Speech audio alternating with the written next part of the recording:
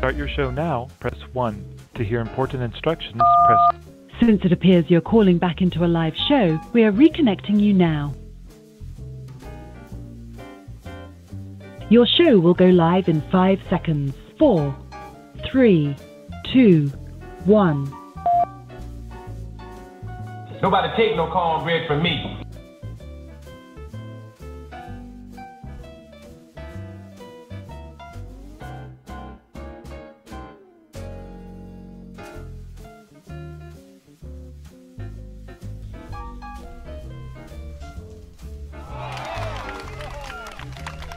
All right, people, how y'all doing? Welcome to Freedom Friday.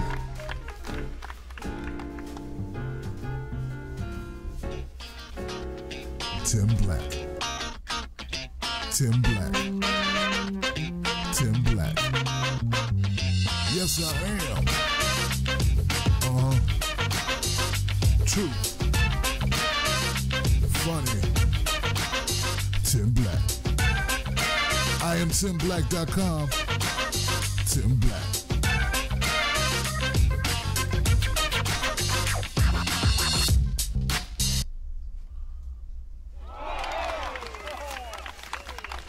Boop boop boop doop boop doop boop boop boop boop boop boop boop boop boop boop boop.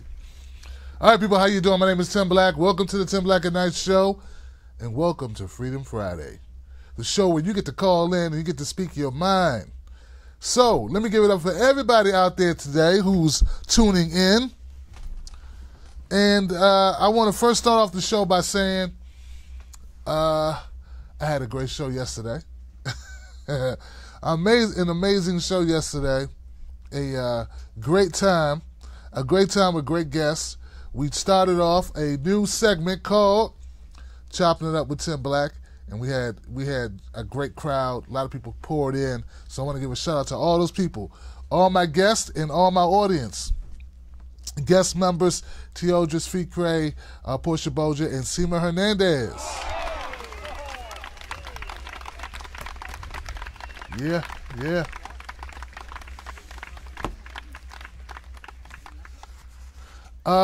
And tonight, what we're going to do is we're going to talk about a story. Guys, I don't, BuzzFeed, right? They put out this story. A story about Michael Cohen, Donald Trump's lawyer, ex-lawyer, right? And saying that Donald Trump directed him to lie. That's what they ran with. Not only does it seem like they don't have their information in order, not only does it seem that they admit they never saw any evidence to confirm the allegation, not only does it seem like they just did this to get clicks and views, they're even being rebutted by Mueller himself.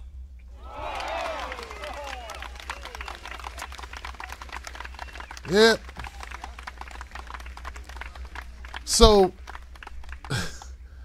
the leader of the investigation himself says, fake news. Oh, it's fake news, fake, wrong.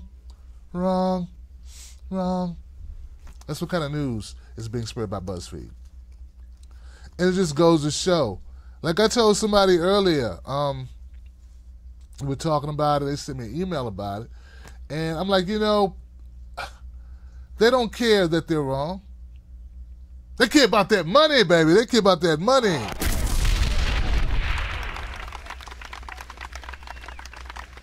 Come on, man. If BuzzFeed cared that it was wrong, it would have took time to make sure they were right. They got time. They got staff. I mean, it's funny. It really is funny. BuzzFeed will be just fine after this. Because, see, their accuracy don't matter. As long as they're wrong about somebody that a lot of people dislike. Their viewers dislike Donald Trump. So them being wrong about Donald Trump and Michael Cohen, no one will care. It doesn't matter that they got a building with people with chairs and desks and computers and man, they got such a big budget, such a big amount of revenue coming into BuzzFeed. They got jobs where people just pick up stuff and sit it down over there. Jobs are just like administrative jobs. That's how much money BuzzFeed has. Will they be held accountable? Oh, hell no, they won't be held accountable. See, we hold shoestring budget independent media get held more accountable than BuzzFeed News. Come on, guys. Yeah. They're worth millions of dollars, got millions of fact checkers that they could hire, employ, probably on their staff, and they can't get a story this big right. They don't even do the due diligence of saying, okay, let's see the evidence before we run this, because this could make us look really like a bunch of hacks. Nah, run it anyway. We'll make $3 million before anybody calls us out on it. Come on.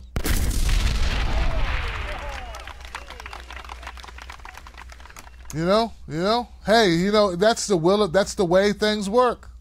It really is. Now, do you think Facebook, who somehow didn't run my live stream last night, Facebook, I'm sure it was an accident, it just didn't work. Yeah, I'm sure it was just, one of those things, coincidences that seem to happen to independent media people a lot. But do you think that BuzzFeed will be labeled as fake news now, even though they have proved themselves to be fake news?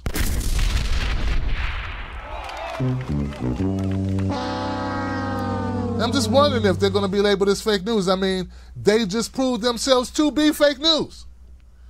They just outed themselves as fake news. What will be the repercussions for being garbage fake news? And see, this is where the problem lies. There are too many people so bent on their dislike for Donald Trump or their deep, visceral reaction to Donald Trump that they will let a news entity lie to them about Donald Trump and won't even have the forethought to think, well, maybe they'll lie to me about something I care about later. Don't want to go that far. That's too far to go to realize a person, we all know the golden rule, right? Well, one of the golden rules, right? If somebody will talk bad to you about others, they'll talk what? They'll talk bad about you to others, right?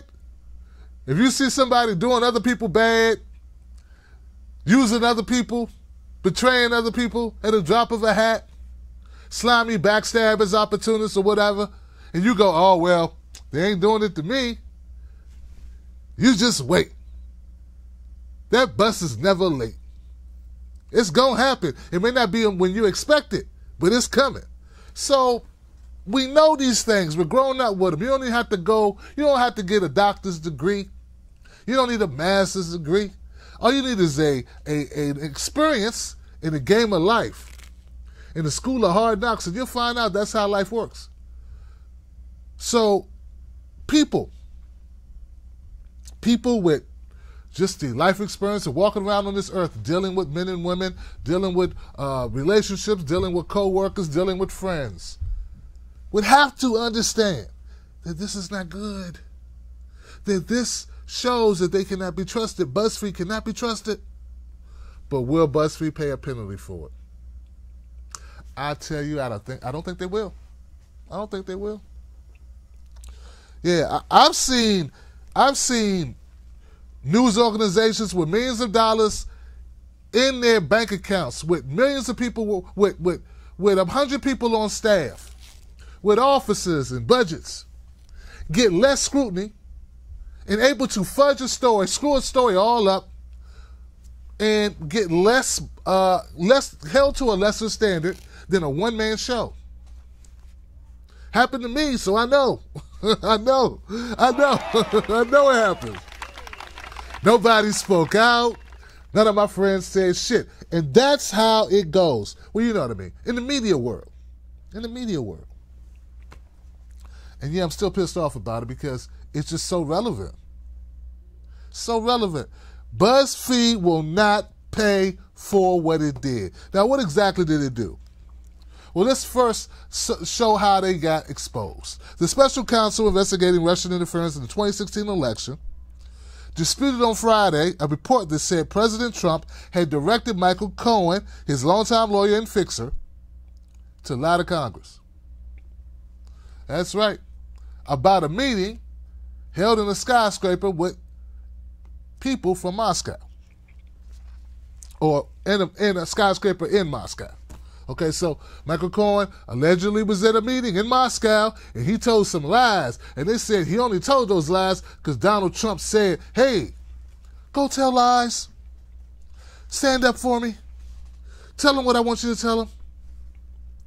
The Red Public statement by a spokesman for the special counsel Robert Mueller challenged the facts in the article published by BuzzFeed News, saying that Michael Cohen had told prosecutors about being pressured by the president before his congressional testimony.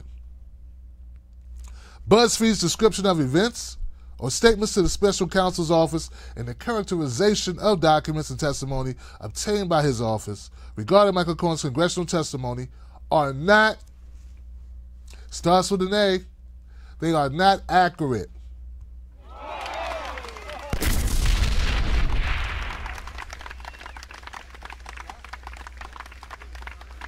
Yeah.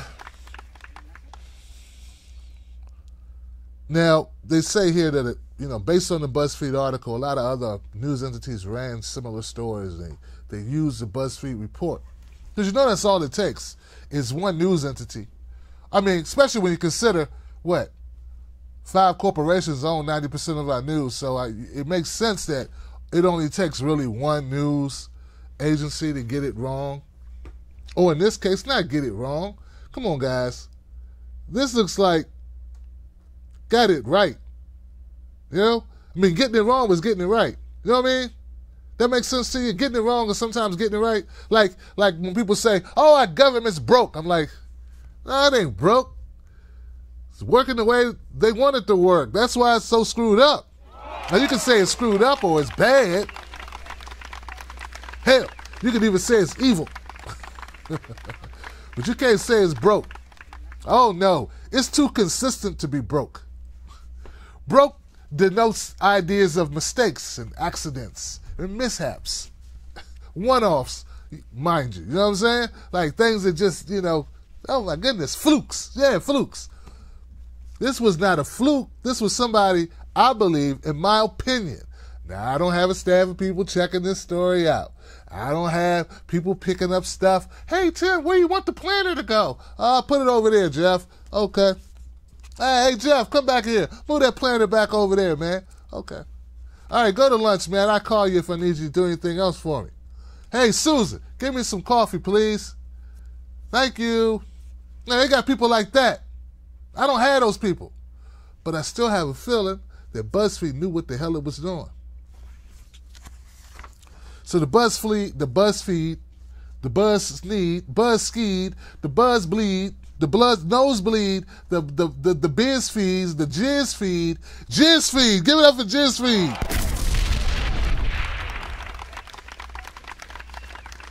If you just keep going and don't care, you come up with a good one at some point. JizzFeed report led to a flurry of statements by senior members of Congress before Mr. Carr's statement, who said the allegations, if true, could be grounds for initiating impeachment proceedings against Trump. Now, I wonder how many resistance members, I can't talk, man. I got a cut on my tongue and it's killing me. How many resistance members talked about impeachment yesterday? Did they go in on impeachment? Come on, guys, tell me.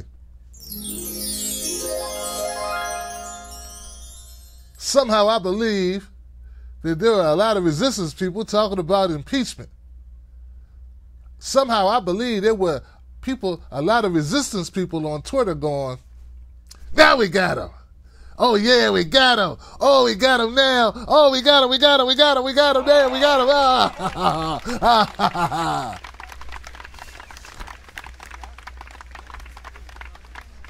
Yeah, I got a feeling it was a lot of them. Were the Cranston brothers Well, the Cransteins, weren't they running around? I bet they were yesterday, boy. I bet you they got 5,000 retweets apiece. Boy, I know they were having a field day. Are they quiet today? Hell, none of that quiet today, because nobody cares of you, right? No one cares if they're right. I get something wrong, I got an issue with tractions. Hey, go ahead and kick me in the ass, just don't kick me too hard. Because progressives, boy, woo, we progressive. Oh, a progressive audience, oh my God, oh, good. You get something wrong. Hey, Tip Black, what is going on? Just cut your throat. But the Magooey middle, the centrists, oh, they can get it wrong all week. And be like, my bad. Hell, they don't even got to go my bad. They can make up a story. They can make up stories like, someone hacked my computer. Yeah, someone hacked my computer and typed that. One thing. And then yeah, that's what they did. They hacked my computer and typed that. I didn't type that. It came after me. Well, it looks here like you were on before and after this. You were able to get into your account? Yeah, I was able to get in my account. In fact, I'm so pissed off about it. God, I'm pissed off about this. I got the FBI looking into it right now.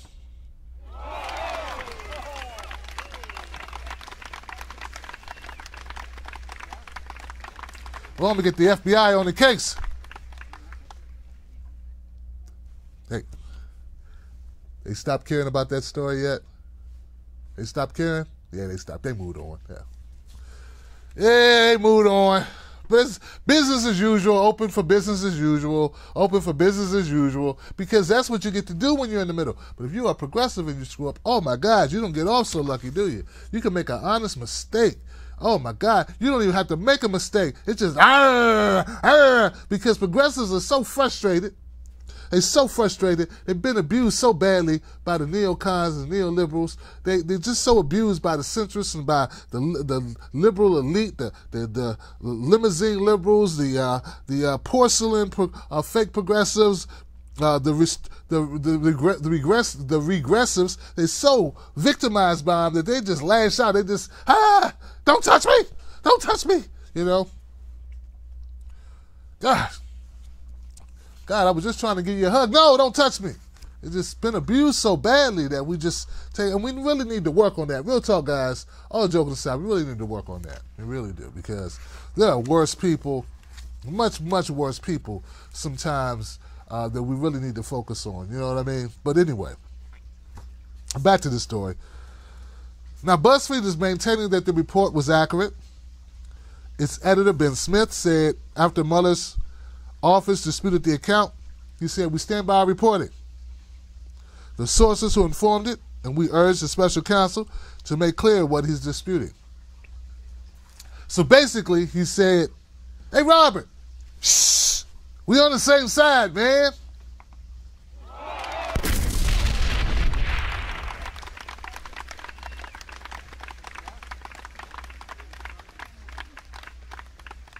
Embarrassing me like that? Come on now, we on the same team. You treat me like I was a Republican.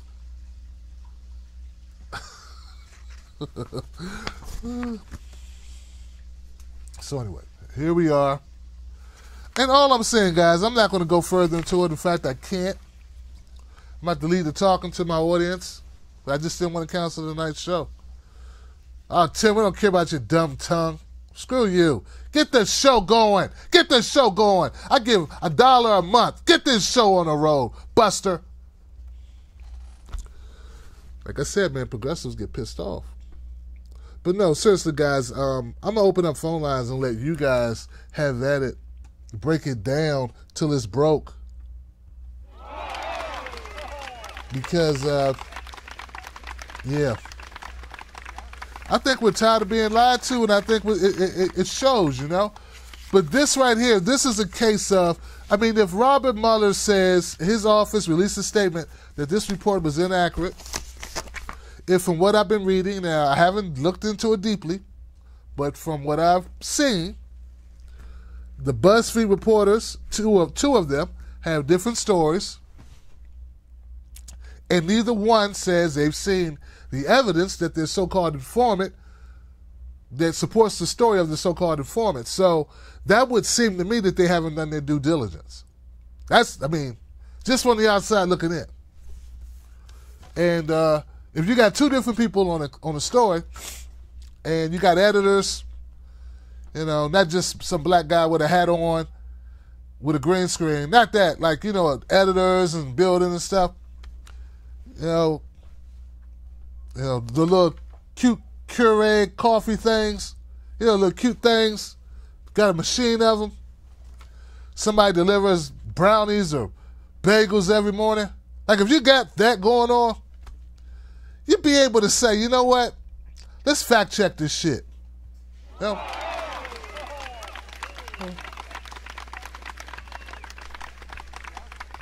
That's all I'm saying. Let's fact check the shit. You know? But that didn't happen. And here we are. Here we are. So anyway, the phone number's on the screen, 319-527-6212. Call up. Let us know what you think about this story, about BuzzFeed, about this Trump thing. I'm very sure they want Trump out. But I'm also very sure that this story is BS. And if I'm wrong, prove me wrong. Prove me wrong. All right, let the phone calls begin. I'm going to go to my first call. It's a 517 number. You're in the queue. Actually, it's 917. Let me increase this a little bit. There we go. It's a little better. 917, you're live on Freedom Friday. Yo, Tim Black, it's your boy KJ, Bed-Stuy, Brooklyn. Hey, Jay in the house. How you doing, man? Doing good, man. Doing good. Real busy. I just want to give a big shout-out to BuzzFeed and for CNN lapping it up all day. I watched all the news programs today wanting to follow this. I knew this was going to be a great little train wreck to follow. And I love how in all the reporting, pretty much all the stations were saying, if it's true, listen, if you're leading with if it's true on a story, that'd be like you and me walking into the Bentley dealership, right? And saying, now, if I win the lottery, you're saying I can have this car.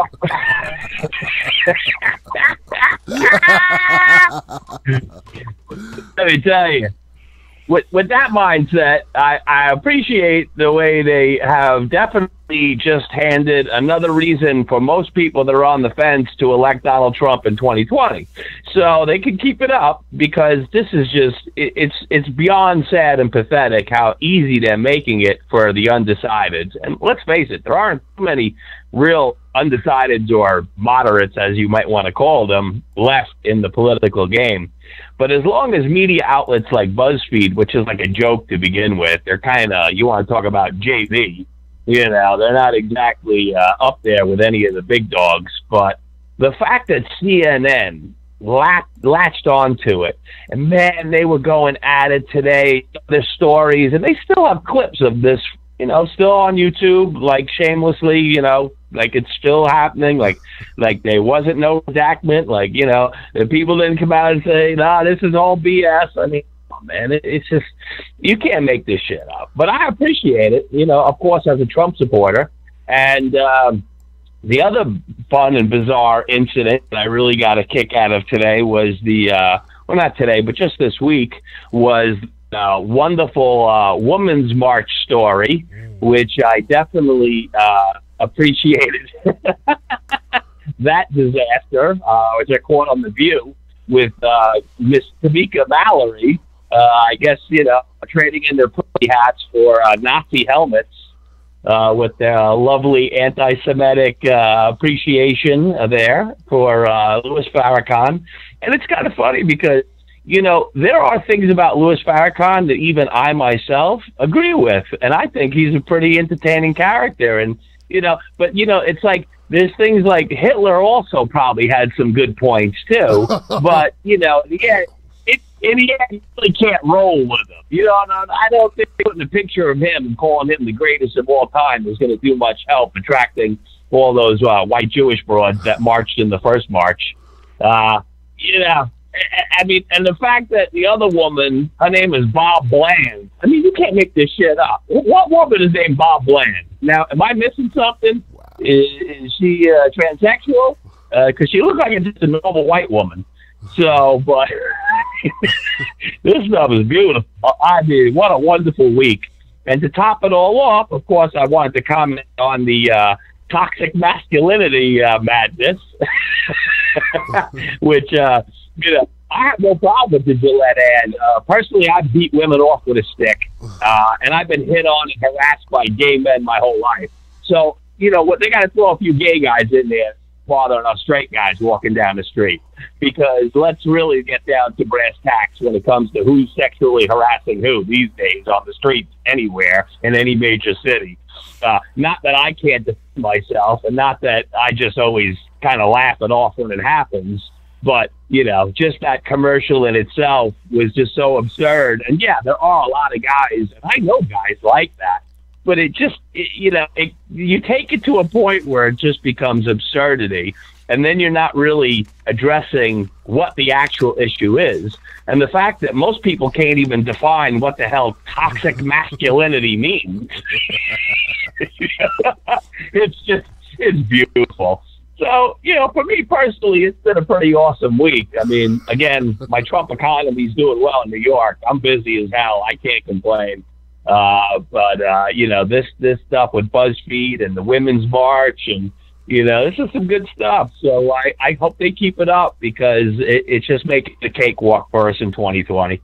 But I appreciate you taking my call, brother. I'm going to let all the other callers get in. Have a great night. You too, man. Thank you for the phone call. Give it up for KJ. Love it, man. Oh, man. I covered the Gillette commercial. Pretty much agree. Pretty much we have the same take on that, man. Please check that video out, my Gillette video. Some people didn't like it. But I think I'm tired of corporations that have no ethics telling me how to be. Right? That's all I'm saying. Who are you? Who you talking to, homie? We get tired of it. Make your razor blades. Make your razor blades. That's it. You shouldn't be offended.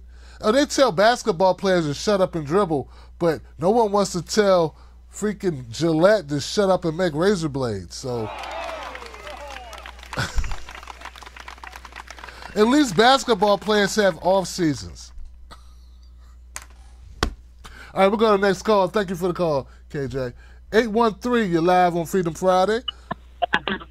What's your name? What's your comment? Hi, Tim. My name is Michael Putnam. How you doing? I'm good, Mike.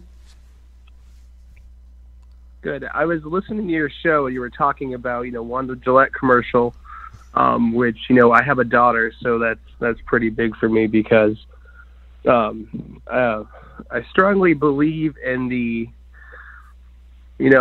everyone's freedom of opinions, freedom of speech and everything when it comes to that. But I really don't think that people really understand the concept behind it, because it's almost like, would you like it if a guy came up to you and started harassing you? If a guy started touching your butt or, saying, oh, that's just locker room talk to you. So it got me thinking. I said, would I want somebody to do that to my daughter? And then you had all these guys like Ben Shapiro. I can't stand that guy. He's annoying. Sounds like a chipmunk when he talks.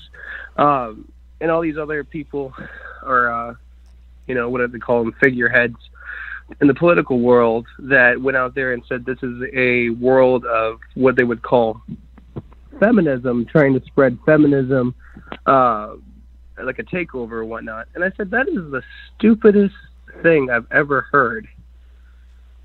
Because I don't know if it's just me or whatnot, but when you're married and you have a daughter, you do whatever you want, you do what you can to support for your kid. And when your daughter grows up, you want her to have the same opportunity as men. They can work harder than men. I worked in a call center. All the women, they sell a lot more than the men and whatnot, but they don't get the appreciation they deserve. Now, I'm not saying every business does that, but it does happen. And until we can open up our eyes and realize, this stuff actually happens, I don't think we're going to get anywhere, because it's just to the point that everybody thinks it's some kind of unrealistic thing that doesn't happen, and they're blind to it. But that comes from the media. That's my opinion. They listen to people like Ben Shapiro and all these other outlets, and we're so blind to the truth that we become, what I would say, accustomed to lies. Because I'm a veteran. I served in the military in the Army. And, I thought, I'm going to go overseas and kill terrorists. And when you go over there, at least some of us, we actually see what happens. We realize we're not over there fighting for freedom. We're over there fighting for these politicians' pockets. And it really sucks to say that, because you go over there, there's kids, they're on the street, they're just playing, and you're sitting there with your weapon and your gear, and you're ready to go out, and you don't know what's going to happen, because there are people there that don't want you there. They're like, okay, well, we're going to do whatever we can, why not roll out, and stuff happens. But the negative thing about that is when you come home, people, oh, thank you for your service, and then... What's your name again, brother? Michael. Michael. What does that have to do with the Gillette commercial? Well, I'm just saying how the media, I apologize, the media, how these people that people listen to, these figureheads, how they basically warp people's minds to believe that it's wrong or it's right. And people don't really open their eyes to it. They listen to more of what these other people say. Let me see. So that's why I was bringing up, Yeah, let me see if I understand, though. You think that Gillette really cares about your daughter, man? No, they don't. Okay. They're the market. Okay. That's what they're doing. Okay. because I mean, when you look at it, it's a marketing scheme. Right. That's exactly what Nike did with Kaepernick. True. Very much. They use the political movement, such as like the Me Too movement, and then with the Black Lives Matter movement, that's what Nike did, and they use that to promote their products. There you go. And it's sad. Right. Because you think, things that actually matter, like Kaepernick, what he did was, like I said, with me being a veteran, people are like, oh, I can't believe you support him. I supported him. Mm-hmm. But they use what he was standing for and use that to push their products. Right. I think they said stocks at Nike went up dramatically during that time. Mm-hmm. It's like I'm guessing Gillette went up as well. I'm not too sure. I haven't checked. Not showing Gillette. Well, look, Mike, man, I appreciate your comment, brother. I got to leave it there, but I appreciate your comment, and I respect it. My stance is a little different than yours. I don't trust these corporations, man, and I'm tired of them virtue signaling from afar. Meanwhile, of course, they paint you in the corner. Like, of course, like no one, whether you have a daughter or not, like, you can still be a decent human being that doesn't want to see people get harassed or get their rights taken from them or be discriminated against. So that neither here nor there. But I don't think the Gillette or the parent company, I forget the name of it, I don't think it's their job to try to tell people how to be. Like, there was some undertone in that video about when you say toxic masculinity, there are people, like, to me, I guess it just means when guys are jerks. When guys take being guys too far, I guess that's what they're trying to say. Of course, I would like anyone who sexually harasses or puts their hands on someone to suffer have to go to court. to face law enforcement. That's what it's there for. You know what I mean? So That's where I come up on that. But I just, like I said, man, I'm not comfortable with it. Hell, man, if we can't even let comedians tell jokes, why the fuck should I have to listen to Gillette tell me how to live? Come on, dude. That doesn't make sense. One of these things is like backwards. Like, if a comedian tells a joke people don't like, people want to ruin his career. But if Gillette tells other people, tells men, hey, you're being too much of a guy, you're too handsy, or like there was a guy was trying to talk to a woman in that commercial, and the other guy comes up to him and stops him, like, hey, don't talk to her. Hey, like, I don't know what he said to her, but you know, hey, you know, it's all, to me, it's all a marketing ploy. And I'm not saying Gillette doesn't care about people, right? It's a thing. I don't think a corporation has feelings. But there are people, I'm sure, who work for Gillette who are against sexual harassment and discrimination. I believe that. A belittling of anyone, of women or whatever. My thing is just simply, bro, I think these we're tired. I think it's getting to the point where people are really starting to get more and more tired of corporations pontificating when we don't go to them for that. Like, you watch Ben Shapiro to hear his take on society. I don't watch him. I'm not a fan of Ben Shapiro. I can't admit when he gets something right. I haven't watched his clip on this, so I don't know what he said.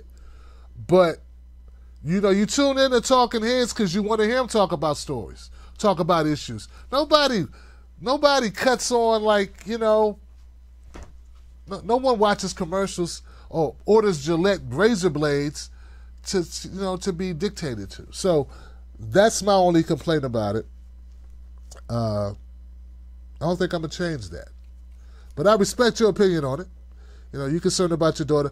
You know, and this is a point I made in my video, Mike. I said this, bro. Listen, part of the problem is the people that need to be told how to behave don't listen, right? They're not going to listen to a commercial. They're not going to go, oh, shit, well, oh, God, I had no idea I was a moron, you know? Had no idea I was a sexual harasser. Had no idea I was a stalker. Let me stop now because I saw a Gillette commercial. No, that's not how it works. So they're basically preaching to the choir anyway. But at the end of the day, it's good for the bottom line. You said Colin Kaepernick, they're going to make a lot of money off that. Nike made a lot of money off that. I'm sure Gillette did pretty good off this as well. And that's sort of where it is.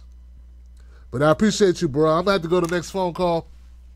Let me go to the next phone call, see what's going on. 347, you're live on Freedom Friday. What's your name? What's your comment? Hi, my name is Hotep. My comment is that corporations are artificial entities created generally for the exploitation of employees and natural resources, females, blacks, and even or whites. And B, that if we're going to be consistent and we say that, you know, comics should be allowed to say whatever, then when racist, some white comics say make up lies and vilify the black community, that should be accepted. Colin Kaepernick speaking up was a good thing, in my opinion, but if we're going to say that companies should not have social responsibility, then Colin Kaepernick would have had no right to speak up, and Dr. King would have had no right to march, because people could simply say, I'm going for a sandwich. Why are we talking about black issues? Screw that. The company has the right to take who they want. So there's a place for social responsibility, definitely. So you think a corporation running a commercial about razor blades, making comments about society is social responsibility? Oh, definitely. Okay. I just disagree, man. I totally disagree. I don't think that social responsibility would be, donating money to an organization that actually deals with the issue. That's what I would see social responsibility to be. But, I disagree, but hey, man, everybody's entitled to their opinion. I see you left pretty quickly. I didn't hang up on you. So, yeah. Look, the DNC, okay, a lot of people don't know this. But I'll share it. I want people to know it, so let me say it. I remember WikiLeaks around 2016, 2015. They released documentation that showed there was a directive handed down by the DNC that they were not, under any circumstances, any member of the DNC was to engage or strategize with BLM supporters. I repeat, there was a WikiLeaks document that was released,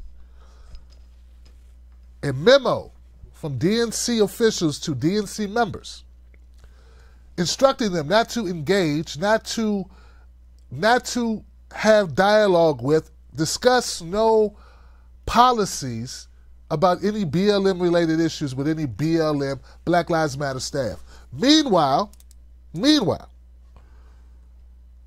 members of the DNC were out talking as if they were supporting BLM, Black Lives Matter, and that they were concerned with Black lives and they were concerned with police brutality and people being shot by police and things of that nature. Get what I'm saying?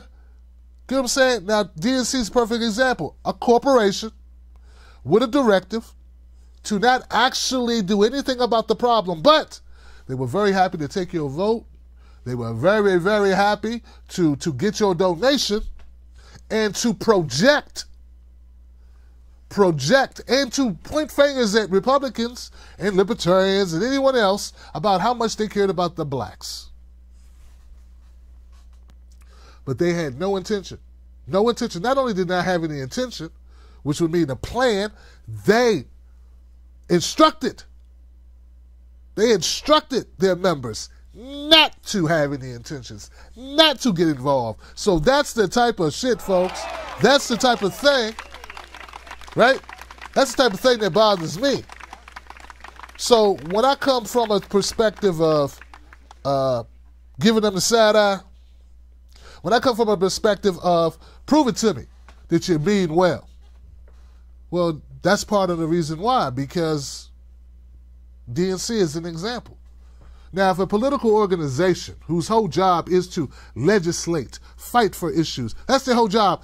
DNC doesn't make razor blades or bottled water. They don't host sporting events. Their whole job is to legislate. And they were virtue signaling without any substance whatsoever, and that was the directive of their organization. What do you think these corporations are doing? Many of them. Not all of them, many of them. Now, just for instance, guys, and I'll make this statement and I'll go to phone calls. There's a coffee company called Cafe do Paraiso. Cafe do Paraiso. They reached out to me about a year ago. We've been in talks, and we decided to launch a Tim Black coffee, right? Tim Black coffee is a great thing, right? We give money to schools. Every pound of coffee that you buy, a portion of the proceeds go to a school in California that helps at-risk children, and a portion goes to the country of origin where the beans were harvested to aid in their schools. See, we do something tangible. We don't just say, hey, this coffee is great and we need to help women. I mean, maybe we should, because it seems to work so well for everybody else. I don't think we sold any. How much coffee we sold so far?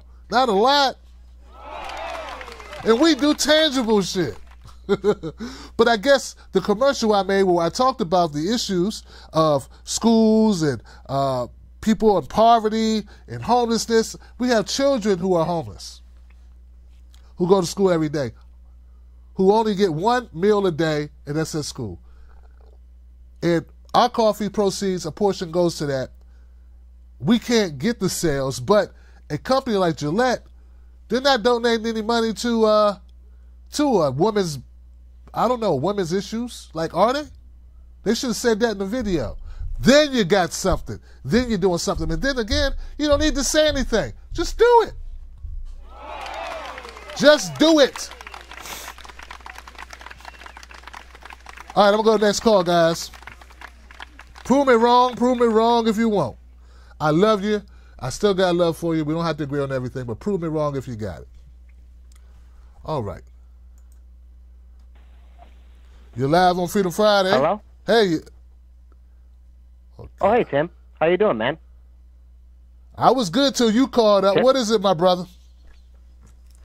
Oh, the thing I want to talk about is the BuzzFeed issue. You know, you're not wrong. I agree with you about BuzzFeed because, you know, this is like 2 years ago about their golden shower gate, which was already debunked. And, you know, this is it again, making a fool out of themselves. And, you know, when you say that they wouldn't be held accountable, that is total double standards. And that's the same with the media that likes to bash Trump with that Russiagate thing, which is also a double standard. They should be held accountable as well.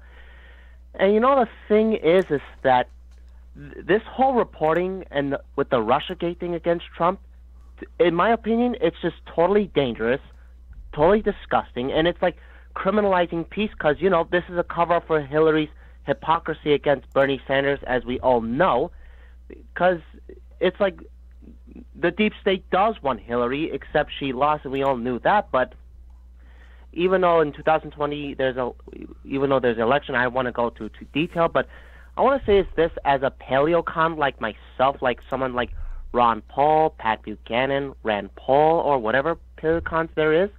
I would love a friendlier foreign policy instead of like an intervention policy, which, you know, bad enough this whole talking point with Russiagate and everything is just gone to a new low, and it's really disgusting. And even though the fact that Michael Cohen's supposed to testify February, now there's report that he's going to back away. I don't know how that's going to go. But I want to wrap this up is this.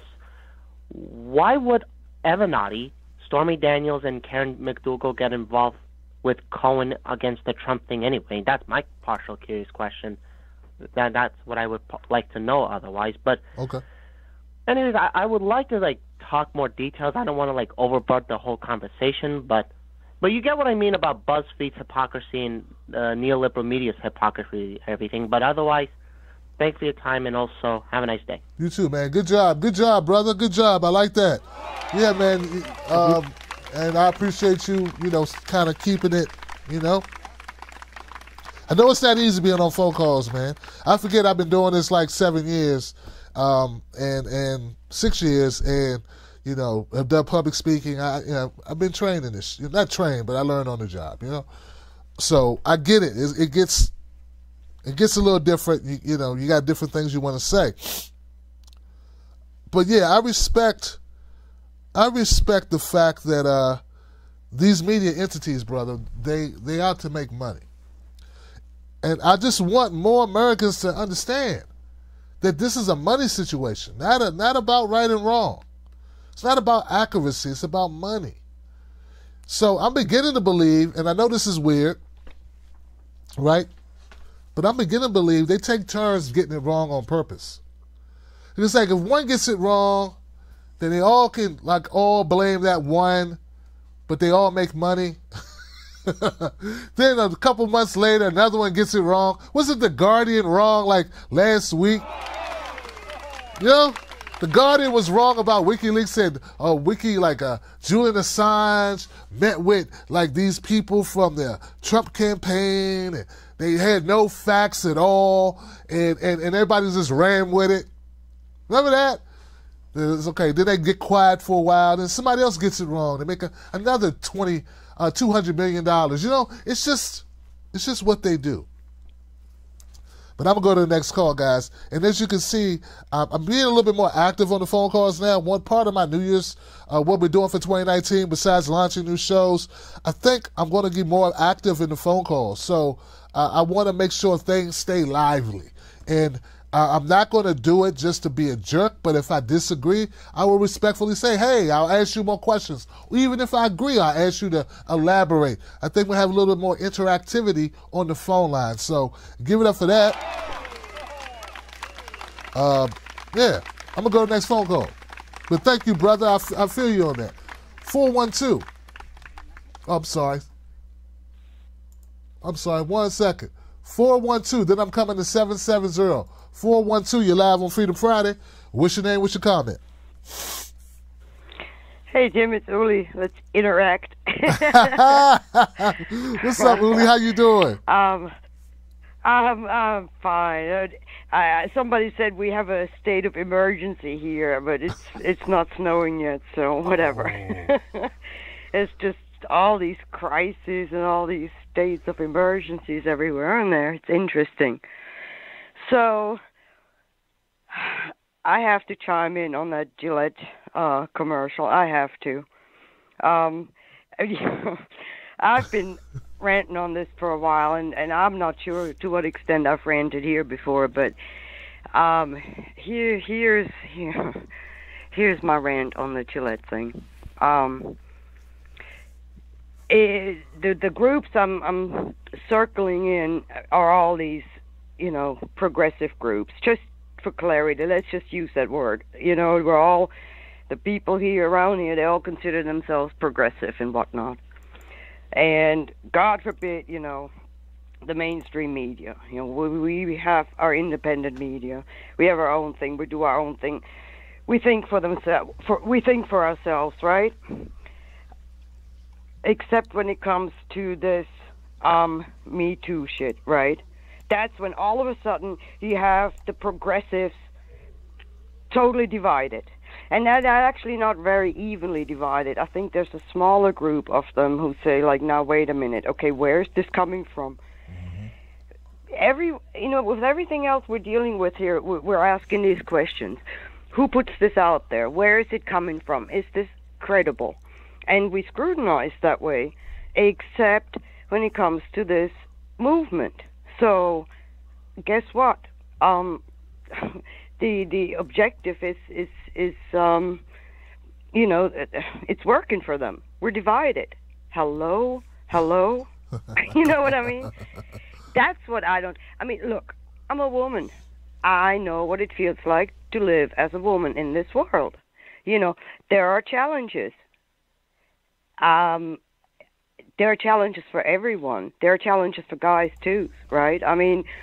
So I don't want to be victimized. You know what I mean? But let's define what victimizes you. You know what I mean? It's really deep. But what I'm mostly seeing, what really disappoints me in this particular forum is how easily people throw their principles overboard and don't question where is this coming from and who's benefiting from this. Because we have not become a better society since the Gillette commercial or since the last Women's March or since whoever sued whomever. Can't you all see that this is just the wrong approach? This is a social thing. The toxicity is social. We live in, we have a toxic society, not toxic masculinity. What kind of bullshit is this? We have a toxic society, people run like chicken with their heads cut off in all kinds of directions. But for this group to be so easily fooled, that is disappointing. I'm not for women to be victimized. I'd be a fool, because that'd be me, or my daughter. But at the same time,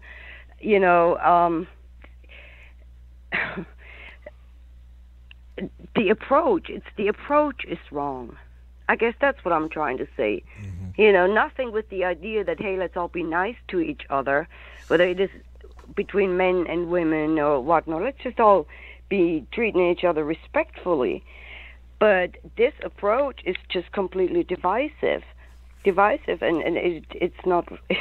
Right. You know what I mean? Right. So that's how I see it. And that's my problem with it. My problem isn't, I'm not victim shaming, but you're not going to get to a place of power from a place of being a victim. Do you see, psychologically, it's entirely wrong. You cannot be the victim. As the victim, here I'm asking my quasi-oppressor, oh, please help me. You've been treating me so wrong. Oh, help me. You have to change. When has that ever worked? I have to empower myself, and only from that place can I be okay. It doesn't come from the outside.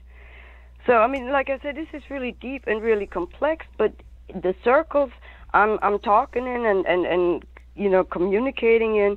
They all consider themselves informed and independently informed and woke and all this shit. And here somebody creates a stupid hashtag. Oh, me too. Somebody whistled at me. Ooh, I've got it's a heart in the world. And Right. this has nothing to do with being white patriarchal supremacy in itself is a problem, but that's where you have to start. I could go on, but I won't. I just want to put that out there. It's not the idea that women should be quiet. Oh, what? We should all keep our mouths shut, blah, blah, blah. This is good. This got to be out there. Yes, yes, and yes. But not like this. Where does it come from? Hello? We're here talking all the time about corporate media, corporate this, corporate blah, blah, blah. So if this is coming from corporate, so why don't we scrutinize it the same way? You know what? Look at it. Hey, Uli, what I think. Sorry. What I think, Uli, is I think more representations of people doing the right thing, and I think maybe if you had a couple where the guy treated the woman a certain way and the woman treated the guy a certain way, maybe that type of honest interaction that was positive would give more of a statement than just repeat it, guy being a jerk, guy being a jerk, guy being a jerk, guy being a jerk. Exactly. That's the way I see it. Exactly. Children learn by emulation. They don't learn. They don't do as you say. They do as you do. So that's, like I said, this is a huge, it's a social thing. It's the way we interact with each other in general. Mm-hmm. Please don't bring me a commercial. I mean, this isn't the first. They've been doing this for a while, do this, do that, blah, blah, blah. And people respond. And it's sad, really, in a way, but it's social engineering. It's programming. That's all it is. Absolutely. But the reaction in this group, in part, are disappointing. I mean, stick to your principles. That's all. I love so it. Yeah, I agree with you. Gillette has no freaking business to tell us what to do. And I agree with you. That they need to come up with better ways to do it. You all have a great weekend. You too, Uli. Thank you for the phone call. Sure thing. Take care. Bye-bye. You got it, sister. Yeah, like Uli says, it's not that of course we support women. Like Chris Rock says, I love women. My mother's a woman. This is the way to do it, And just showing guys in a bad light, I don't think that's the way to do it. That's all. For instance, you know what works? I think helps relations between people in general, examples of people doing the right thing. I know when I watch a show, even if it might have people of different genders or people of different orientations or people of different sexes or whatever, but them interacting in a story and someone being the bigger person or someone doing something kind or somebody sacrificing or whatever, it touches me on a deeper level because they're showing me the thing to do.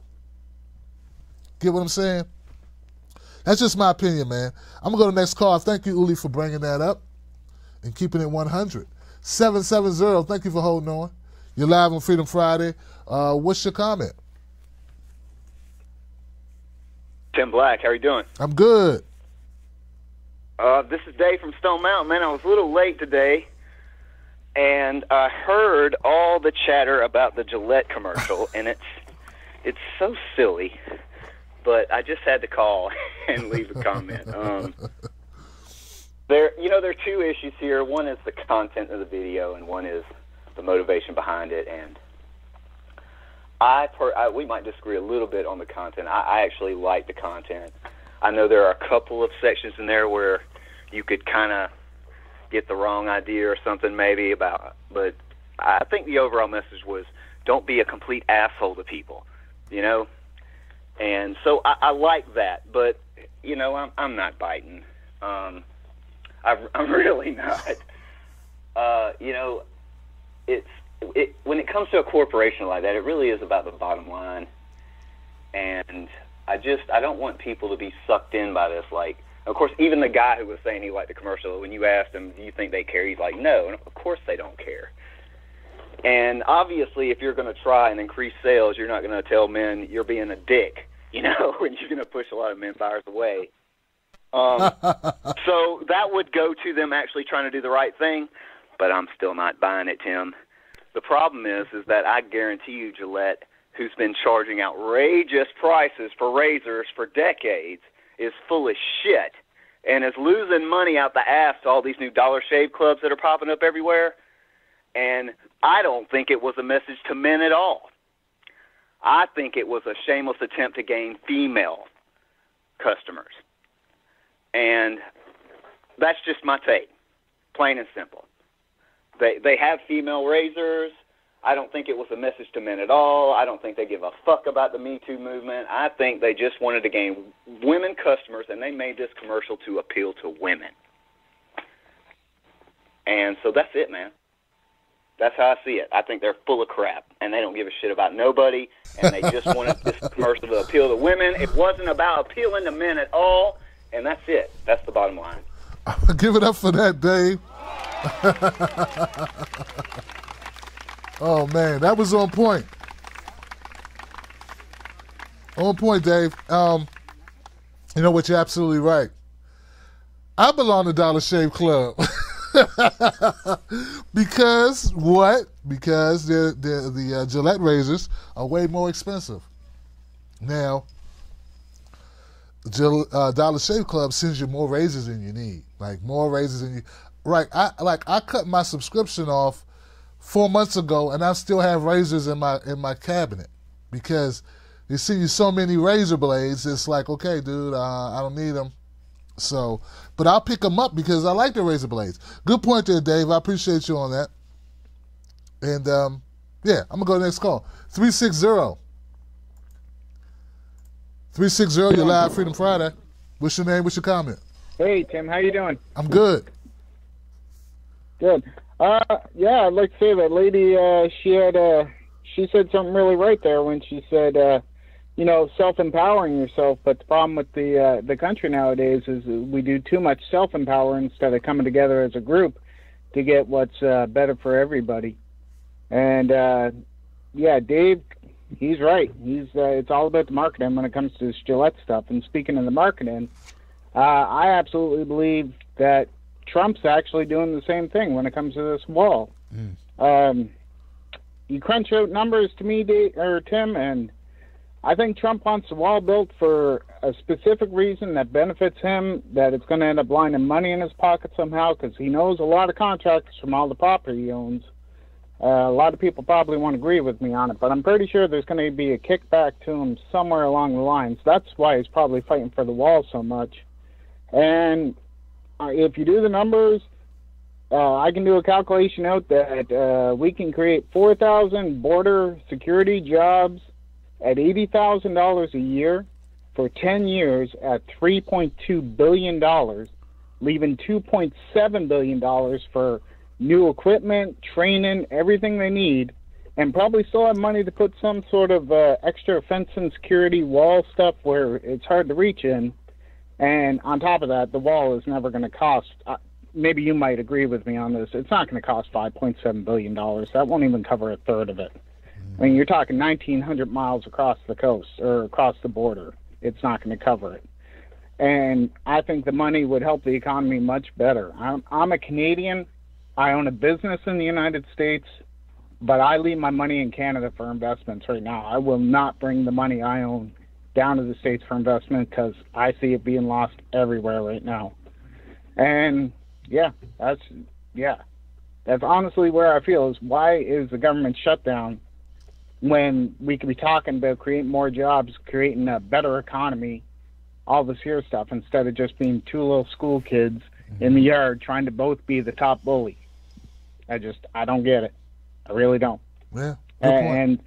And maybe Trump wants to have his name on it because he's the builder. You know what I mean? He's built that reputation before he came into, with building these buildings in Las Vegas and New York or buying or acquiring buildings. So it goes good with his life legacy to have built the wall, That too. Not saying you're wrong, but I'm thinking that may be a motivation as well. I agree. I honestly believe that money, it should go to border security. It is required. It needs to be in the north, too, not just south. It does need to be in the north because Canadians are, Canadian border is much easier to get through than the south border is. That's just the way that is, but it's true. But as a Canadian standpoint, the one thing I want to say is, like, living in the United States now for the last 11 years, I don't find it, I don't see it as an independent or free democracy of a country. It's all capitalism, and it's a pyramid scam in my eyes. The whole country is ran like a huge pyramid scam, and I don't really care for it. Wow. Well, hey, brother, tell us how you really feel. Thank you for the phone call. Thank you for the phone call, man. I appreciate it. Hey, every once in a while, the wife looks at me and she says, hey, sure we want to stay here? They keep telling us to go back to Africa. Maybe we need to look around, you know what I mean? But we go anywhere, But I'm sure anywhere we go, we need money. So maybe I have to stop doing this and go back to working in IT, and then I can make some money. I BS you not. I was wearing a shirt one time on this show, and someone approached me on Twitter and said, "Where'd you get that shirt from? How much did it cost?" He thought it was some fancy shirt. I'm like, no, don't worry, I'm broke. It's a $20 shirt. I got it 4 years ago. They were like, God was just asking a question. Like, yeah. They like us broke, and it's hard, man. It's hard. 843. But back to Trump, man. That's a good point. Hey, and that's why is no one asking that question? Why not just hire more people? Why not hire more people? At least that way, people are going to take the money and put it back in the economy. You create more jobs. I don't know. Maybe somebody needs someone who's calling up. I don't know if that's a topic you can comment on, but if anyone wants to call in and explain what you think, or what's your take on that? Why build a wall when you can just hire more people? You're still going to need people because they're going to still try to get over those walls. Even if you disagree, or if whatever your take is on the wall, wouldn't it make more sense to hire more workers? 843, you're live on Freedom Friday. What's your name? What's your comment? Hey, Tim, it's Autumn. Hey, Autumn. So I wasn't to call in, but then, man, KJ just made me laugh so damn hard, and because I have a lot of friends who voted for Trump, too, and they are absolutely beside themselves. I mean, they find this so entertaining, which I do, too, but, with me, it's like in a dark kind of way, because I'm not a Trump fan. And I wanted... You asked about the wall. Why aren't they hiring people? Because they don't want to. They don't care. That's why. And then I wanted to Uli. Of course, I mean, she always kicks it. But, yeah, we're just sick of this shit dividing us, and Me Too, and all those moronic liberals running around with safety pins and pussy hats in their head and joining hands for a women's march. Well, you know what? Where are those fuckers going to be tomorrow? Are they going to be there with Code Pink, who's marching for peace, for Palestine, for the rights of the oppressed? Where are they then, Tim? They're not anywhere because they're so manipulated by this shit. I don't know if I sent you the cover of this month's Atlantic. Plain blue, big, long, white letters. It says impeach. So they kept... they are being so manipulated, just like they did not for a minute entertain the fact that Hillary Clinton was going to lose. Because they kept being told she's going to win. The polls are up. Manipulated, but here's my problem with that, Tim, because, I've been following you almost 4 years. We're going to have an anniversary in May. But... Here's my thing. Just like Bernie Sanders voted against the war, Barbara Lee voted against the war, they had access to the same information as all the other people. Well, you know what? I have been sending out your videos now. They have access to you to Jimmy Dore, Mm-hmm. to the Real News Network. What? And you know what? They refuse, absolutely refuse to tear themselves away. So, I mean, I don't know. I mean, on the good side, I mean, I see really amazing things happen, and more people are gravitating. I mean, people know you, like I do Jimmy Solid Chat every Saturday. Your name always pops up. You know, like last Saturday, someone pops up and says, "Hey, Tim's doing a live stream."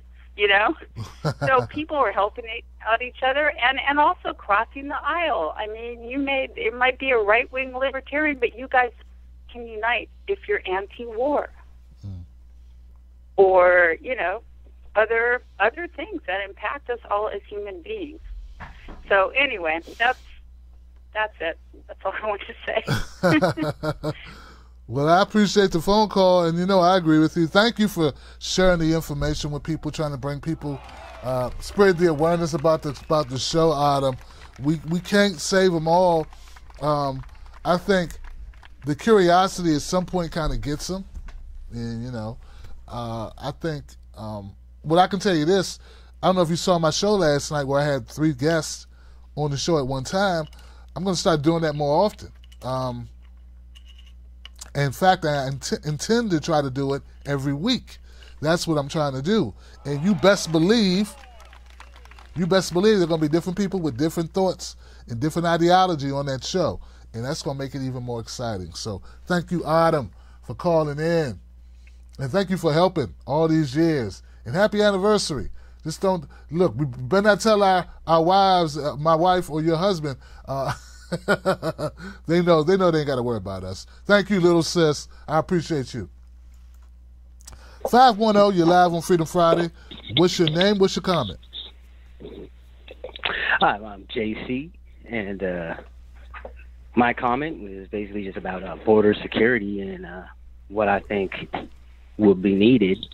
I think, you know, like most people, the wall is completely ridiculous. It's not going to do anything. You know, it's just a waste of money. More people, more Border Patrol agents, I think, would be helpful. But the main thing I think would be helpful is we do need to reform our immigration system.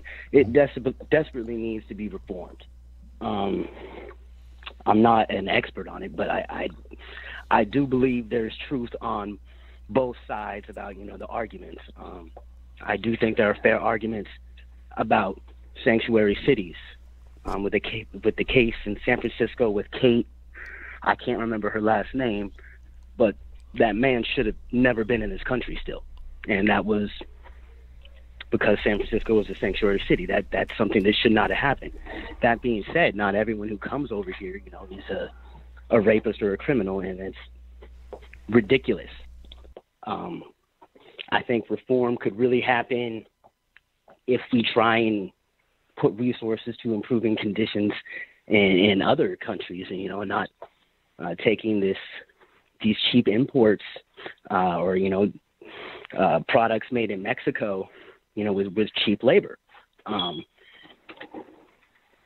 If they, you know, were paid more, you know, for they would have less of incentive to come over here. Or, you know, on the other side, all the times we shouldn't have intervened and all the fuckery, excuse my language, that we've done in Honduras and El Salvador. So another, I guess, aspect is keeping our nose where it belongs in our own business. Because I feel we are responsible for, you know, for MS-13. It's the butterfly effect. It's the domino effect of our foreign policy, and then, you know, just the bullied becoming the bully. You know, if you know the history of MS-13, that's kind of just what happened, you know? Right. In so many ways.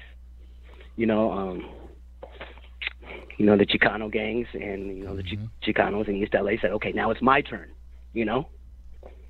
It's my turn to put my foot down with the Salvadorian refugee immigrants, and it's just, I'm already preaching to the choir on that one. So I think the main solution is just to look at our policy and It doesn't really have anything to do with a stupid wall. I hear you, brother. Look, that's man, my comment, Tim. I appreciate it, man. All right, thank you for calling. You know, give it up for that caller, man. Look, I think that as you were talking, brother, I was thinking about the fact that both sides try to make the other side look like they're totally off base. And, you know, how often is it just one side that got it wrong? Totally wrong, and the other side got it totally right. Rare, right? Very rare. One of the dreams I have of this show is to be able to go on locations, to go, for instance, to the border and get the story. To go to border cities and states, border cities, and talk to people and see what their take is about the border, for instance. That's something I wish that we could do here. And, it seemed like such a far away goal at this point, just trying to stay afloat. But it would really be interesting to be able to have that access, to have that ability. Because, guys, I don't think everyone's making up everything. Right? I don't believe there's a good guy and a bad guy. It can be two bad guys. It can be one person's kind of good but bad, and one person's kind of bad. But, like people are, I just think the Republican-Democrat thing just becomes so, what's the word for it, man? You guys know the word for it. It becomes a mythology about who's what and who's this, and this side, this side is totally inaccurate. This side is this way. I just think that at the end of the day, there's something to it, something to be said about the effects of violence at the border. We need to look into it. I don't know a solution for it, so I'm not going to totally discount it until I had an opportunity to go there and talk to people. The thing is what the solution should be. That's the thing. What's the solution for violence? Violence is always, in my opinion, a derivative of people having a hard time. It's a derivative. It's the symptom. It's caused by poverty. It's caused by lack of opportunity, and as it pertains to any community. I think that's where you got to look at. But I would like to have that opportunity to go check out people and just see what their take is and what their experience is. Because if you're a person and you have an issue, I don't have a problem telling your story. Then there are also other stories to tell of people in sanctuary cities and what their story is. And I would like to get that story too. Give them saying, like, we here, our goal here, and as we grow, man, our goal is just truth, telling the true story to the best of our ability. And I don't think I'm always able to do that, and that bothers me. It truly bothers me when I'm unable to do that, when I'm unable to get to the really root of it, because that's what's needed. But I want to thank all my callers, man. I got another call in the queue. 402, talk to me, 402. You're live on Freedom Friday. What's your name and what's your comment? Hey, Tim. This is Justin from Omaha. I just want to say I'm always happy to hear your show and appreciate your point of view. I just had a quick comment on the wall. I honestly, I'm a Trump voter, but I don't think the wall alone is going to be effective at all. In fact, if we got to decide whether it's a wall or just a little bit improving the detection technology at the ports of entry, enforcing laws on the books, I would much rather have just a more secure border than a wall that's, maybe going to do something, maybe not. People are going to find ways over it. They're going to find ways under it, around it. It's kind of is like, what's the point, really? It's more of just, Trump trying to appease his base, which I guess is me, but I don't see the point. So I am really concerned about all these kids that are crossing the border by themselves with paid coyotes, human traffickers. And I was wondering if you might be able to talk to that. What is the solution? Because I don't believe the wall is the solution on that anymore. And I'll let you continue. Hey, Thanks. Thank you, my friend. I appreciate it. Sound like a guy with a good heart. Wow. You know, a couple months back, I had someone on the show. I had a guest on the show who hit me up on Facebook. He actually resides in Mexico. He's a professor, if I'm not mistaken, and he spoke to migrants and their reasons for crossing the border, and we had an in-depth conversation, brother. And that was as close as I've gotten to get like an ear right there, like in the vicinity, that could tell me something based on their experience. And he works with folks who are trying to cross. I don't want to mischaracterize it, but it was a very good show. You should check it out. It's on my channel. I might bring him back. I'm sure he'll. I hope that he will come back to the show and share more of his insight. But he was just saying about the conditions of, you're right, the conditions of the travelers, the conditions of the migrants, their safety. They are in harm's way on this travel. No, make no mistake about that. People are risking a lot. I know that there are people out there who are concerned, and they're not just concerned about themselves, they're concerned about others. They're good people. I just don't like the way we frame people sometimes. So, as we move forward in 2019, we're going to try to get to the bottom of these stories and try to tell them in ways that don't demonize one another. Because I don't necessarily believe that what Fox News characterizes people as is actually how most people feel who are on the right, if there is a right, because that's kind of made up.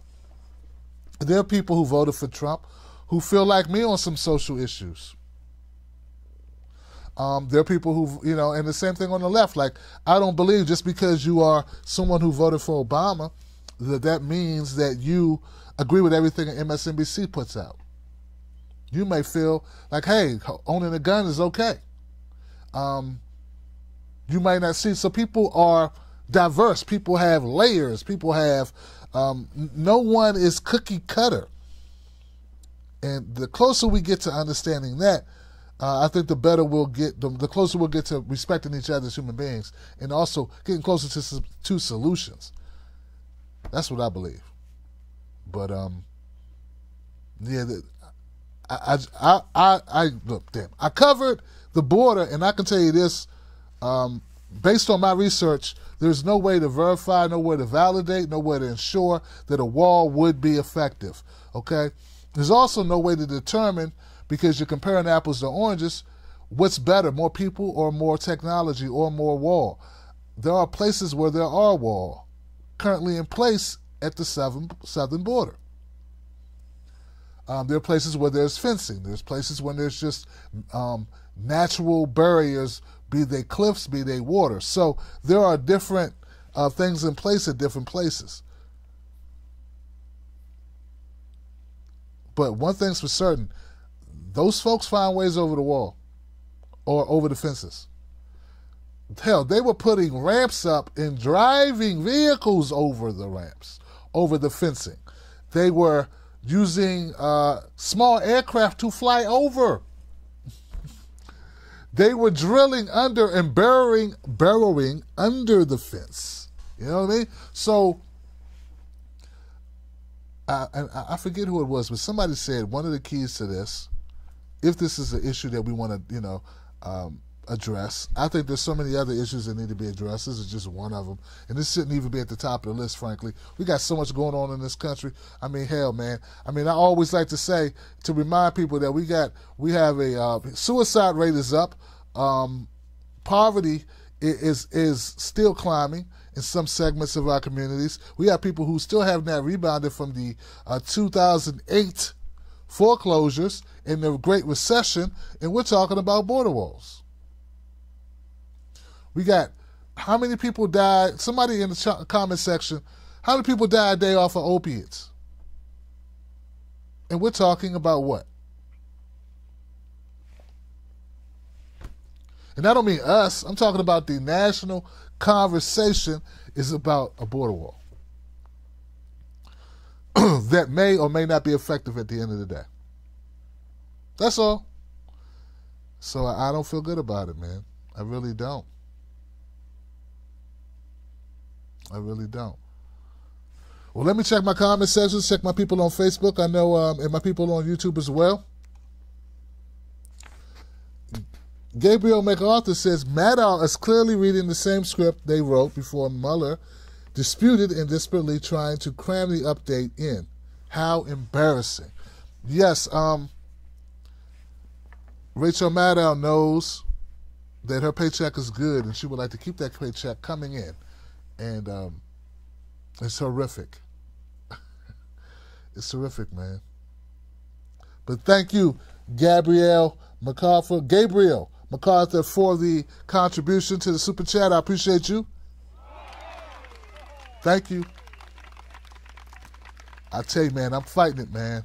I'm putting medicine in my mouth every time I go to break. I need to know about the tongue injury. Hey, Mares. Hey, Mares. You know what? I really don't know. I guess it's dry air, and then a bump, and now a lot of, like, there's really no medicine that's in your mouth, so I got some numbing stuff right now. If it don't get better over the weekend, I'll probably have to go to the doctor. But actually, I had it yesterday, too. But I'm like, hell, man, I've been waiting 3 months to get my new show launched. So there's no way I was going to cancel that show. And if I was able to go yesterday, I'm like, I can go again today, because today is Freedom Friday. This is the show for my people. This is a show for the people. So we try not to miss that show. 360. 360, you're live, Freedom Friday. What's your name? What's your comment? Oh, shit, am I on here? Yes, you are, my friend. You really talking to me? Yeah, you're like the last call. What's up, brother? I'm doing all right, man. So, hey, I usually don't call on this kind of thing, but I just say, man, I watching all this shit about the wall and about, talking about Razor Blade commercials and all that stuff, and I just want to say, like, I hear all this.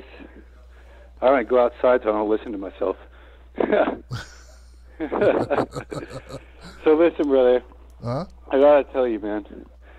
I think that this, it's like, it's totally hypocritical. What's going on with this wall, this border? It's all fear, propaganda. They're trying to divide us up everywhere we can. I got brothers down there on the other side of the border. They ain't no different than the rest of us, man. And, we got Native Americans in this country that are still fighting off 500 years of oppression. This shit, man. It's like they don't. We are the immigrants that came over here and brought violence to this country. It ain't no different. They're trying to scare us about scaring ourselves, man. And that shit, it's just wrong, dude. Who's the immigrant? You talking about you, right? We're all, unless you're Native American. I'm not an immigrant, brother. I was a slave, brother. Well, we're children of immigrants, man. No, I'm not. No, we were. I gotta know. Black people are not immigrants, brother. Well, I don't go with that. Saying. I don't go with that line of thought, brother. Point being is, there's indigenous people on this land, man. That were killed off. We were cattle. That's different. What they say, 100 million people over 500 Immigrants years? were human beings, brother. Black people are not treated as human beings. We're considered livestock. Yeah, okay. Yeah, we're talking the same language. Okay. So, yeah. I have this bro, David Gaskin. I don't know him personally, but I know him on Facebook. Okay. And he's down there. He's a Native American from this side of the border, but he's down there in Mexico, walking to where they're going to build that border wall across the butterfly sanctuary there in Texas. Yeah, what did he tell you, man? Their slogan, or what I don't know what else to call it, but it is unity has no borders. And I think that people should recognize that if we want to create peace in this world, we want to live in peace, we need to stop making war. We stop supporting these corporations, realize that peace is across borders. If we want peace here, we need peace everywhere. Corporations are what have taken that from us, and we want to give them. Every time we want to go spend money, we want to use our credit cards. We want to work for something that is just more of the same, right? So you know what? You want to make peace. Stop building walls, man, and you know, and don't listen to politicians. We ain't gonna vote ourselves to peace. There ain't no way. There ain't no way that's gonna happen. We can make peace between ourselves here, in our families, in our communities. You know, through how we trade with each other. We need to be that answer. You know, we need to start living into a solution that we can see for ourselves, and not try to think that somehow the politicians or the government is going to save us from anything. Because in the end, that is the problem. You know, it is the problem. And I don't know that. You know, I'll tell you what, man. I watch you on Facebook, and I heard you say that, you know, Facebook doesn't pay you. So I'm just saying that because I appreciate that you're putting that out there for free. I know I've been unemployed for, you know, 3 months now or something. I got a family to support. So hey, look at brother. I appreciate your message. I think you are a symbol of peace and justice. People like you, we need people like you to be leaders. You know, and you're doing it. So I think I'm just saying to you, keep it up, man, and let's not mix our messages up. Unity has no borders, man. We want peace. That means it's got to be everywhere. We can't have peace for ourselves here and think that we can create war all over the world. That ain't nothing, man. There ain't never going to be peace that way. So anyway, I don't know. I could go on and on, but I just really wanted to just talk about the hypocrisy of talking about violence coming in through the borders when that is exactly what we the people of the United States as indigenous to this country have brought to this country, and we are still perpetrating it upon those nations here. So I think people need to take a hard look at that before they start talking about violence coming across the borders, because it is here. It's already here. All right, I'm just going to leave it there, bro. Thanks so much. Thank you for the phone call, man. I appreciate you. I do. And, yeah, I mean, unity has no borders. Yeah, it's something selfish about wanting peace in your country, but not giving a flurry filth about the havoc your country wreaks in other countries. Right?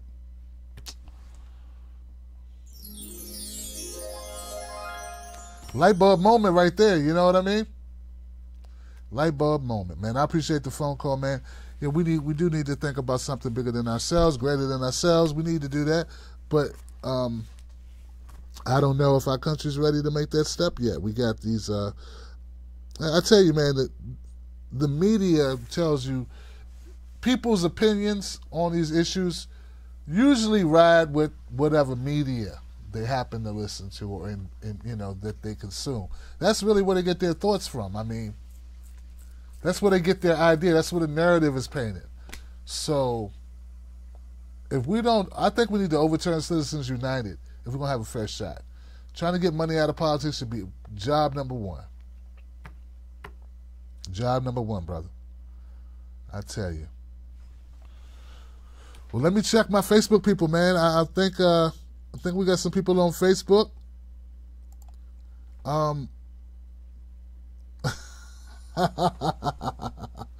Oh gosh. Okay. Steve Wolfbrand. A lot of conversations here. Nikki King is here. Margarita Silverpotts is in the house. Carla Laverne's here. Patricia Gardner. Border Patrol should have input. Roseanne Martirama. Myrna Lynn. Give it up for Myrna. Suzanne York. The Truth Bomb Nation's in the house. Give it up for the Truth Bombers. Robert Murray. I like what you said, not all the time. There's the ex-soldier goes by Bo of the Fifth Column. Listen to some of his video blog. then invite him on your show. That says Robert Murray. Robert Murray's got a video, has a guest suggestion. Got no problems bringing him on the show, man. I'll check him out. Umi says chamomile tea. Nikki King, I have no doubt they are much more welcoming than we are. You can get killed anywhere now. Mark Lazarus. Mark Swanson. All right. Paul Wolfley. Mostly whites are descendants of immigrants that came after the Civil War. I hear you, brother. I hear you.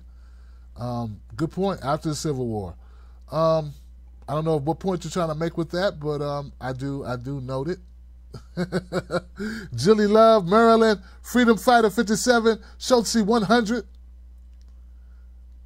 Elvis Thoughts. Remember, Obama put the U.S. in more wars than any other president.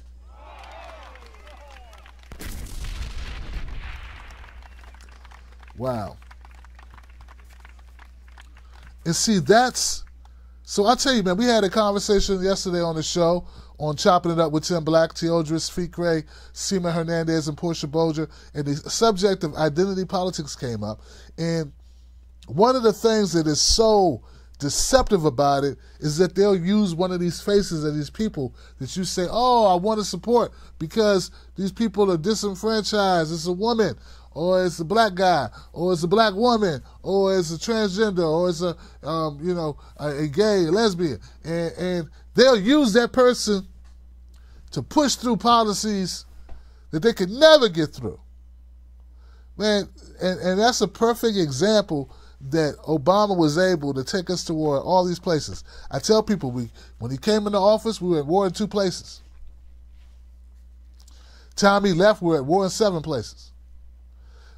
Barack Obama dropped more bombs than any president. Barack Obama dropped more bombs his first year in office than Bush did his entire term. Barack Obama dropped so many bombs, they ran out of bombs. And when I bring that up to people, somehow they make an excuse for him. They go, well, I'm sure he had to do what he had to do. Nah, man. Nah. He didn't have to do it. He didn't have to do it. He didn't have to do it. And I know I can hear somebody in the distance say, Tim, a president is nothing but a puppet. I hear him. And if I believe that, why the hell do I care about Bernie Sanders? Why do I care about Tulsi Gabbard? Why do I care about these people running if I say they don't matter? So I can't just say, no, it doesn't matter who our president is. Can't do it, man. Can't do it. I respect your opinion, though. All right, guys. I want to thank you once again for being here, for tuning into the show. Remember, you can become a member of the Tim Black Wolfpack.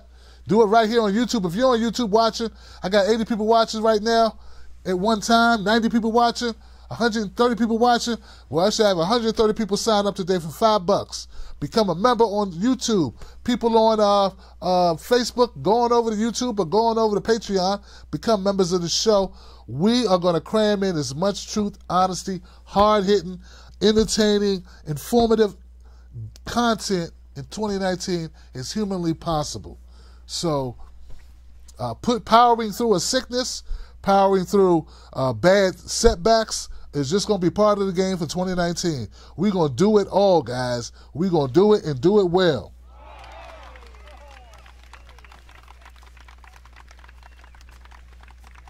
That's right. That's right. We're going to do it and do it well. So, look, guys, have a great weekend. Remember that one of the mottos of this show is, don't let nobody take your cornbread. What that means is you don't let anybody take what's important to you, what's sacred to you. It's your privacy. It's your right to vote, your voting right. If it's your free speech, whatever it is, we got to fight for these things. We got to stand up to the corporations. We got to stand up to the oligarchy. If we lay down, we got to at least make it hard for them. We can't give in. We have to fight for our cornbread. Keep your cornbread, damn it. Keep your cornbread. Also, it could happen this weekend. You could be in a situation where you're with a friend or you're with a neighbor and the subject of border comes up, or the subject of BuzzFeed News comes up, or the subject of Obama, or the subject of any of these issues, anything. And you could say, well, hey, maybe I should debate them. They don't know what I know. Let me shut them down. And I'm here to tell you that maybe, just maybe, you catch more bees with honey than you do with vinegar.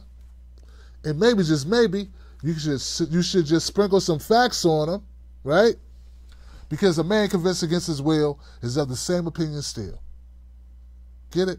So that's why I say, sprinkle some facts on them. You just give them one thing, one little piece of information that they should be able to go look up and become more educated. You could tell them something like, hey, we have walls on the southern border already. And actually, illegal migration's down. It's trending down. Maybe they don't want to come here that bad. I mean, you should go look it up. All right, guys, take it easy. Don't get into arguments. Don't make enemies. Just give them some information, one little thing. Oh man, did you know that Obama he wasn't for same-sex marriage when he took office either. Like around 2006, I think he changed. And Hillary wasn't either. Like in 2005 or 6. And they had been out of their mama's and daddy house for 20 years, and they still felt that way. Tulsi Gabbard, she only 30-something. 10 years ago, she was still living at home, and she felt the way she did. She was still in the house with her parents. But you don't want to give her a pass, but you gave one to Obama, you gave one to Hillary? Doesn't that seem a little hypocritical? But hey, hey, who am I? I'm just Tim Black, keeping it real. Yeah, just keeping it real. So anyway, guys, have a great weekend. Also, before you go, do me one favor. Pick up the phone this weekend. Call someone up. Someone you haven't talked to for a while that you had a falling out with. Because we all got these people that we had a falling out with. We don't remember what it was about. It was something that happened. They said something or did something. You don't remember. You don't remember what it was. But you're still not talking. You're still not communicating. This person could be a cousin, an uncle, an aunt. It could even be a parent. It could be a friend, an ex-friend, an old friend. Just take it from me. It's good to say screw the past and move forward. Life is too short. It really is, guys. Life is too short. So make the most of it. All right, guys, I love you. I'm Tim Black. I'll see you on the next one. Have a great weekend. Tim Black. Tim Black. Tim Black. Thank you for using Blog Talk Radio. Goodbye. Truth. Funny. Tim Black. I am TimBlack.com. Tim Black.